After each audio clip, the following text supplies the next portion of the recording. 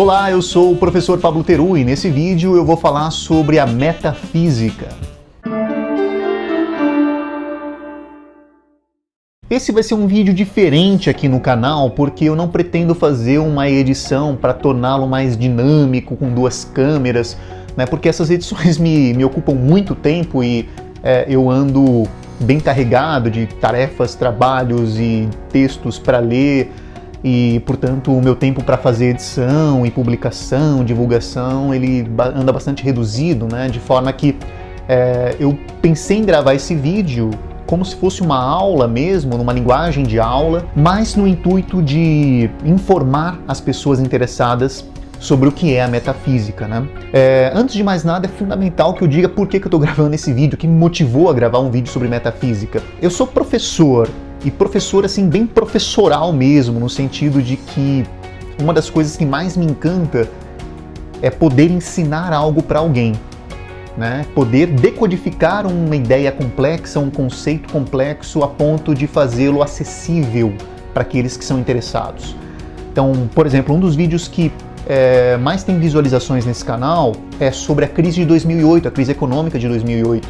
Eu não sou economista, eu não pretendo ser economista, no entanto eu estava lendo o livro Crash, do Alexandre Vergnasi, e está explicado de uma forma tão didática e tão bem feita essa crise de 2008, que ao ler eu me encantei pelo assunto, a ponto de querer gravar um vídeo explicando, porque eu fiquei tão feliz em entender o que estava acontecendo que a leitura me motivou a procurar artigos, notícias de jornal, assistir filmes, documentários e bolar uma forma de explicar aquilo para o grande público, né? E recentemente eu tenho lido muitos textos por conta da faculdade de filosofia acerca da metafísica. E recentemente eu me dei conta de que eu entendi o que é metafísica, né? Isso me deixou tão feliz que a primeira coisa que eu pensei foi: eu tenho que gravar um vídeo ensinando alguém aquilo que eu aprendi, ou pelo menos que eu acho que eu aprendi, que eu acho que eu entendi, porque é importante que eu diga com humildade aqui que o que eu estou gravando não é uma certeza absoluta do que é a metafísica, mas é aquilo que eu entendi a partir das minhas leituras, né? Uma das grandes dificuldades para se falar sobre a metafísica é o preconceito que essa palavra carrega. Eu não sei se quem está me assistindo já pensou sobre o que é metafísica, se já ouviu esse termo em algum lugar. Eu não sei onde que você ouviu, né? Agora, no meu caso, em particular, há um preconceito inerente pelo fato de que eu tenho uma formação em física. E na minha graduação em física na USP, o termo metafísica apareceu em alguns momentos dentro de um aspecto meio pejorativo, vexatório, de desqualificação mesmo, né? Então, quando você queria dizer que alguma coisa não era digno de ser estudado, você dizia: isso aí é metafísica. Inclusive, um dos professores que falou sobre metafísica, ele falou sobre uma curiosidade que é real.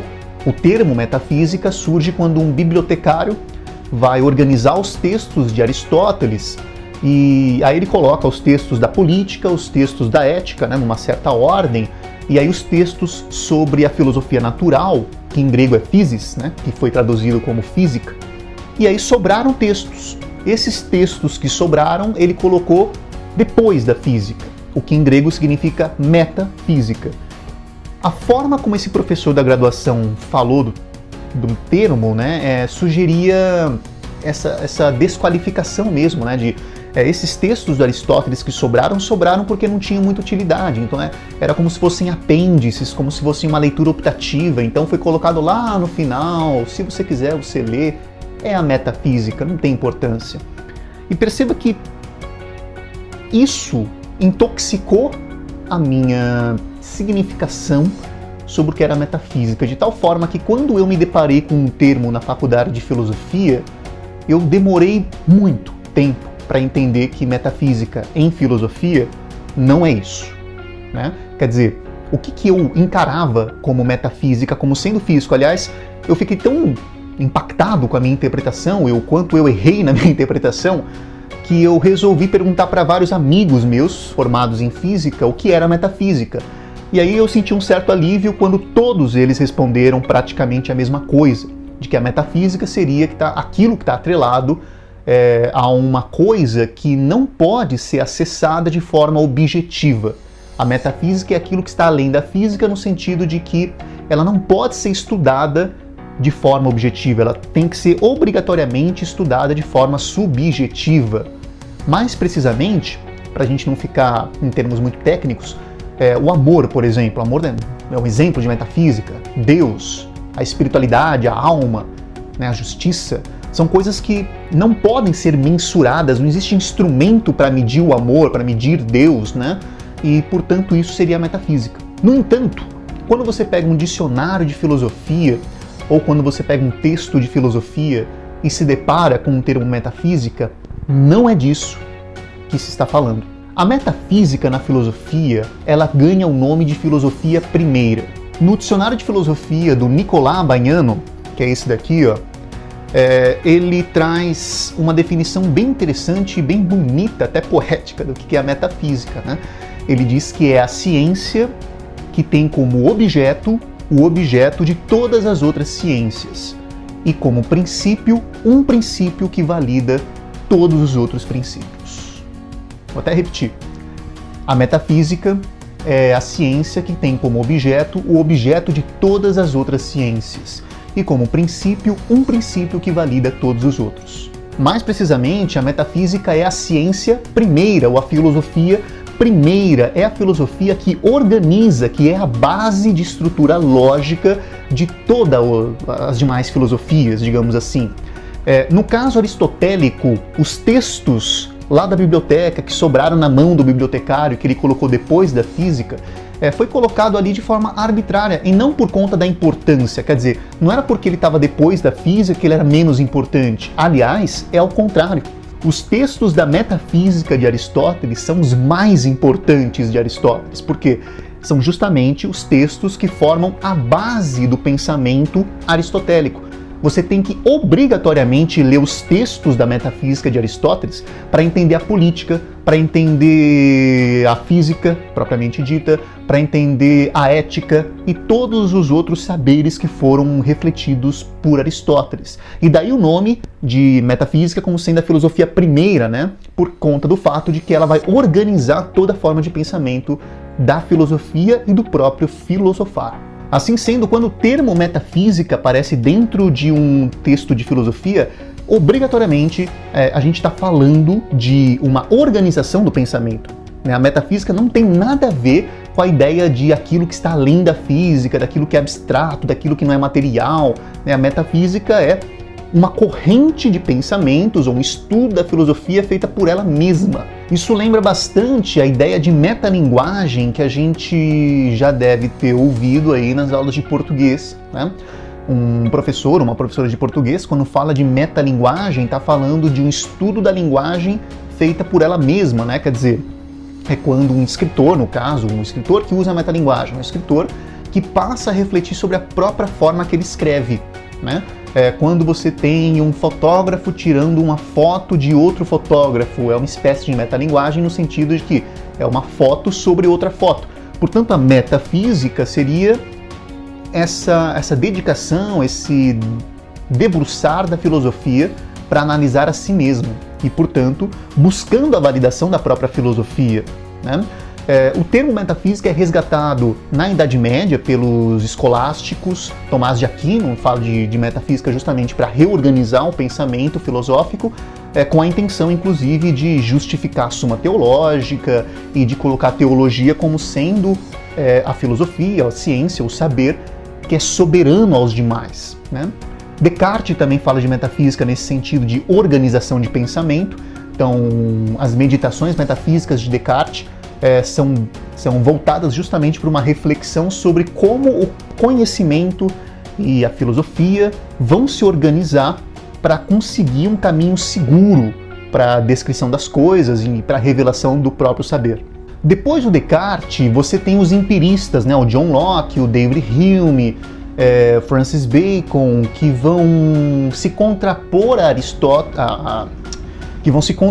Descartes no que diz respeito a como que você revela o conhecimento, né? Porque Descartes é um idealista, é um racionalista, no sentido de que, para ele, a revelação do conhecimento vai se dar a partir da razão. Já os empiristas vão dizer que não é verdade. A revelação do conhecimento, ela só pode se dar a partir da experiência, das percepções, né? O John Locke, ele vai sugerir, por exemplo, que quando nós nascemos, nós somos tábula rasa, nós somos vazios de raciocínio e de razão, né? E a gente só vai passar a ter a capacidade de raciocinar na medida em que a gente for construindo esse conhecimento, essa racionalidade, com as nossas experiências. Então, na medida em que a gente vai captando informações do mundo a partir do tato, da visão, da audição, do paladar, a gente vai construindo uma racionalidade que explica o mundo. Então, perceba que para os empiristas, a razão, ela não é a fonte do conhecimento, mas ela é a explicação para aquilo que as percepções acessam. Portanto, a fonte do conhecimento são as percepções. E aí a gente chega em Immanuel Kant, o alemão Immanuel Kant.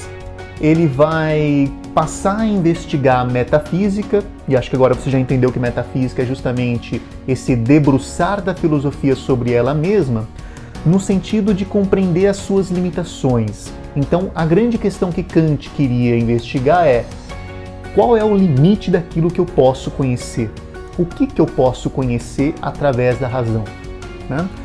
E Kant já vinha estudando aquilo que os empiristas tinham defendido, de que todo conhecimento é revelado a partir do experimento, da experiência, das percepções. E Descartes e os idealistas diziam que o conhecimento é revelado pelo ato de pensar, simplesmente não sendo confiável as informações advindas das percepções, né? Importante dizer que Descartes em nenhum momento disse que as percepções não são fonte de conhecimento. O que o Descartes diz é que as percepções não são uma forma segura de conhecer o mundo, né? Quer dizer, é preferível entre a racionalidade e a percepção você ir para a racionalidade.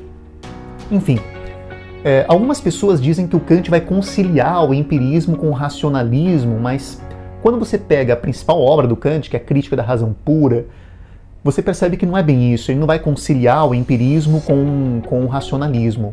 O que ele vai fazer é construir uma terceira metafísica. Uma terceira metafísica que reconhece o papel dessas duas frentes, que reconhece a relevância e a limitação do empirismo e a relevância e a limitação do racionalismo. Locke dizia que nós éramos tábulas rasas, que nós não tínhamos a princípio nenhuma capacidade de raciocínio e que essa capacidade ia surgindo na medida em que a gente experimentava o mundo, né? E na medida em que as percepções captavam informações. O que o Kant vai dizer, e aí de uma forma totalmente vanguardista, né? Porque ele conseguiu antever coisas no século XVIII, né? Kant é de 1700 e alguma coisa ali, que só foram reveladas objetivamente no século XX, né? Por exemplo, a questão de que o nosso cérebro ele possui estruturas com as quais nós já nascemos e que condicionam a forma como a gente vai decodificar o mundo. Kant previu isso muito antes da neurologia e da neurociência, né? Quer dizer, no século XVIII, obviamente, não se tinha esse conhecimento e ele anteviu de forma muito assertiva que Locke estava equivocado ao dizer que nós éramos tábulas rasas, né? De que nós nascemos sem nenhuma capacidade de pensamento. Pelo contrário, Kant vai dizer que nós já nascemos com uma série de possibilidades de reflexão que contaminam a forma como a gente vê o mundo. Vou dar um exemplo, para não ficar muito abstrato. Quando você olha para uma árvore, o que você vê? Você vê um tronco marrom, você vê uma folha verde, você vê uma flor branca, você vê um fruto amarelo. No entanto, existem coisas nessa árvore que a sua estrutura anatômica de olho e o seu circuito cerebral impedem que você veja. Por exemplo, uma árvore pode emitir uma cor infravermelha e você não vai conseguir perceber. Uma árvore pode emitir uma cor ultravioleta e você não vai conseguir perceber, porque o teu olho e o teu cérebro são feitos naturalmente para decodificar apenas as cores que vão do vermelho do espectro ao violeta. O que estiver abaixo e o que estiver acima não é processado pelo seu cérebro e nem captado pelo teu olho. esse conjunto de informações que vão guiar a nossa observação, o Kant vai chamar de conhecimentos a priori. Né? A priori justamente no sentido de que eles já estão prontos e que condicionam a forma como a gente vai conseguir acessar informações. No entanto, qualquer pessoa que já estudou um pouquinho de física sabe que ao olhar para a árvore, embora você não consiga enxergar as cores do infravermelho e do ultravioleta, você pode montar instrumentos que façam isso. Né? Então eu posso, a partir da minha desconfiança de que aquela árvore emite cores que eu não enxergo, montar um espectrômetro, um computador, ligado a um computador, programar esse computador para decodificar essa informação eletromagnética, e o instrumento consegue detectar a presença de uma cor infravermelha, a presença de uma cor ultravioleta. Né? E é justamente nesse sentido que o Kant vai falar que o empirismo, portanto, tem lá o seu grau de relevância. Porque, de fato, na medida em que eu experimento, que eu experiencio o mundo, eu sou capaz de reformular a minha forma de pensar. Então perceba que Descartes está correto, né, quando ele diz que a razão decodifica o conhecimento, no sentido de que existe em nós uma série de processos racionais que já estão prontos, desde que nascemos. Né, e que vão surgindo na medida em que a gente vai amadurecendo. Né? Não que um bebê já seja capaz de fazer isso, mas eles vão amadurecendo, e hoje a gente sabe que de fato esse amadurecimento tem a ver com o desenvolvimento cerebral, né, com podas neurais, assuntos que nesse canal tem vídeos aí para você assistir, mas que inevitavelmente a razão já está parcialmente pronta. No entanto, na medida em que eu monto experiências e que eu experimento o mundo, eu sou capaz de refinar os instrumentos para decodificar essas informações, esse saber. Né? Então os empiristas também têm o seu lado correto, quando dizem que a experiência, as percepções reformulam a forma como eu penso. Kant vai chamar isso de conhecimento a posteriori, né? O conhecimento reformulado pela experiência. Dando aqui já o spoiler da crítica da razão pura, qual que vai ser a grande conclusão de Kant em relação ao limite do conhecimento racional? A razão só pode conhecer, e quando eu digo razão, né, nós, seres humanos, só podemos conhecer aquilo que pode ser objetivamente medido, mensurado. Aquilo que não pode ser objetivamente medido com um instrumento não vai ser 100% reconhecível pela razão. Pode até ser parcialmente reconhecível, mas nunca 100% reconhecível. Quer dizer, não haverá certeza sobre aquilo que não pode ser medido. E o que não pode ser medido? O amor, Deus, a justiça, o belo. Não existe instrumentos de medida para conseguir medir o amor, Deus, o belo e assim por diante. Então é aí que Kant, utilizando a metafísica, conclui que há uma série de objetos que a razão não vai poder compreender na sua integridade.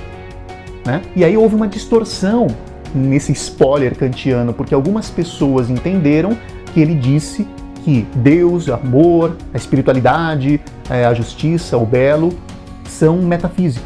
E não é isso. Perceba que o que ele fez foi utilizar a metafísica para reconhecer esses objetos, mas esses objetos não são a metafísica. Né? É importante que a gente entenda isso, porque eu não sei se você que está me assistindo estudou ciências exatas, ciências da natureza, e se você foi tão contaminado quanto eu com essa perspectiva de que a metafísica era uma coisa a ser desprezada, uma coisa ruim, uma coisa imprecisa, uma coisa abstrata. Né?